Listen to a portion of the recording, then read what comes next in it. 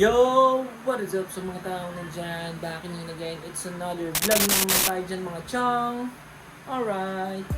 Yo, kumusta mga kapatid sa panibagong araw na naman to. At samahan nyo ako, meron tayong kakalikutin. At meron tayong i-restore na isang bike. So magba-bike gaming tayo. I-restore natin. So meron akong nabiling bike. So ang bike na yun, papakita ko sa inyo. Tara, let's go.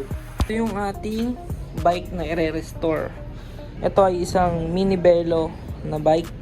Nabili ko to sa Rizal pa. So, pinick up ko siya gamit yung motor. So, ang gagawin natin dito, i-restore natin. Ang una siguro nating papalitan ay gulong. Kasi, tingnan mo yung gulong niya. Grabe na. Grabe na, may mga crack-crack na rin yung gulong niya. Tapos, handlebar. Actually, meron na rin tayong nabiling pyesa ng bike natin. So, nakabili na ako ng gulong. Ito yung gulong na gagamitin natin. Ang sukat niya ay 20 by 138. Yan. So harap at likod na yan.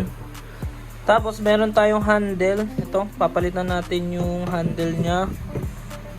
So ito yung gamit natin, Haro Bikes. Tapos meron tayong handle grip. Ito, by Propalm. Maganda yung texture niya. Yun, kakabit natin tong mga parts na to dun sa ating bagong bili na mini Velo. So tara, samahan nyo ako sa pagbibuild ng ating mini Velo. Let's go!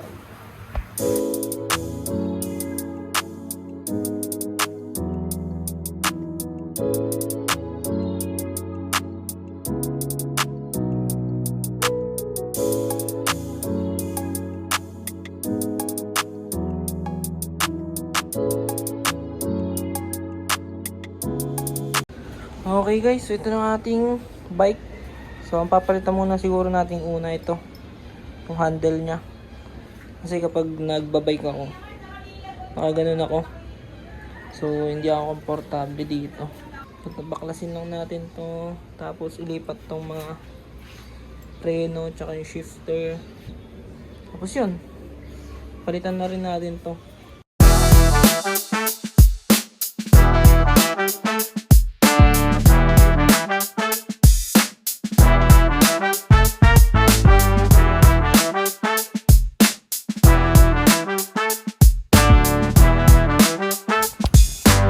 Day 2 ng ating pagbubuo dun sa ating mini Velo bikes. So failed tayo dun sa ginawa nating handlebar.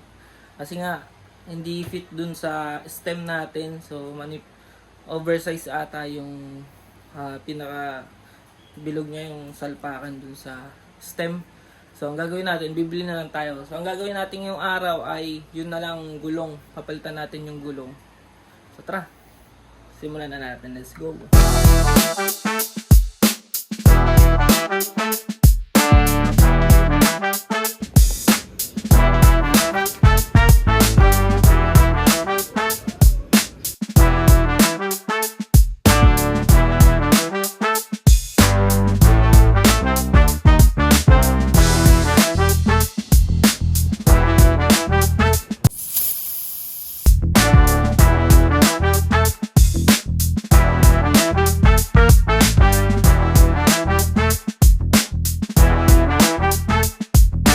So guys, magdi-DIY tayo.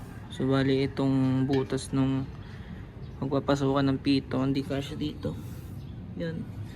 So gagawin natin, lalakyan natin yung butas. So gagamitan natin ng impact. Ito. Didrill natin.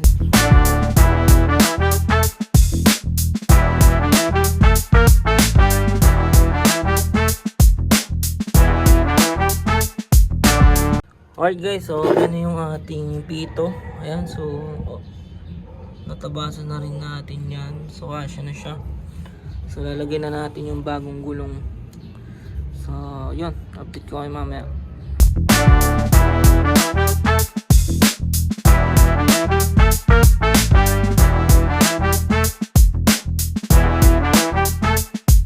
Alright guys, so nalagyan na natin yung panibagong gulong nya. So ito na siya. Ayan, so hindi ko na na-videoan sa pagkakabit. So ito yung dati niya. So ito medyo pudpud na rin. So ito yung grabe. May karak-karak na. Yan, na natin pinalitan. So okay na tong bike natin. So ang kulang na lang is itong handlebar. Papalitan natin to.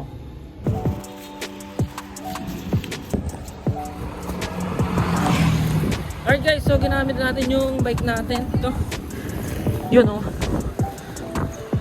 So bumili tayong adapter niyan. Wala tayong nabili.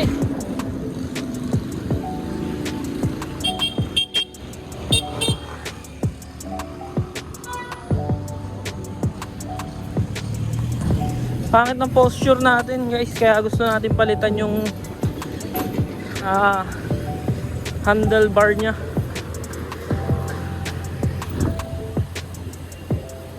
Okay guys, day 3 ng ating pagbablog dun sa ating budget build na Minibello. So ito meron tayong stem dito na pang standard dito para kumasya dito. So iramin muna natin tong handlebar tsaka ito stem. Tapos kakabit na rin natin to dito. Iramin muna natin to dun sa ating buyer dati, hindi pa niya kinukuha. So habang hindi pa kinukuha, gamitin muna natin.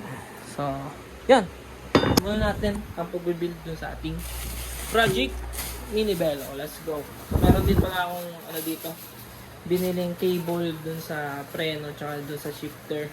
Kasi pag nilagay natin to, kapos na yung stock na cable. So ikakabit natin to dun sa ating bike. Let's go.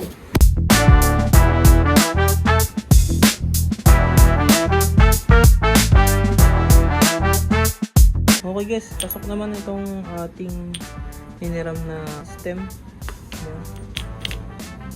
Yun guys, lagyan muna natin ng grasa. Yun, walang naman. Buti na lang meron ako dito ng grasa dati. So lalagyan muna natin dito. Tapos ito, lalagyan natin grasa.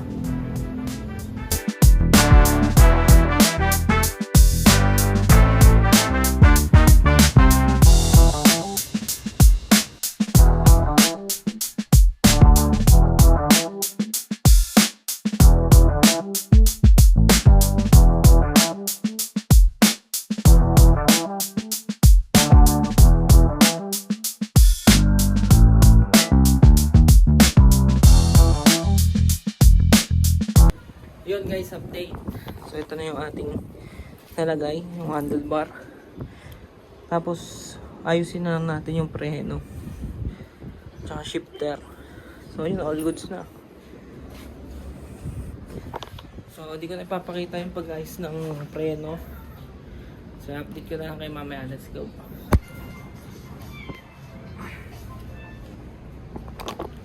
Alright guys, so maggagabi na. Ayan. Ito na yung ating project Minibello.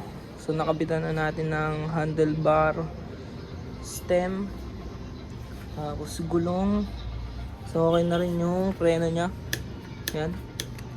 Okay na rin yung preno nya sa likod, sa harap, shifter, gumagana din.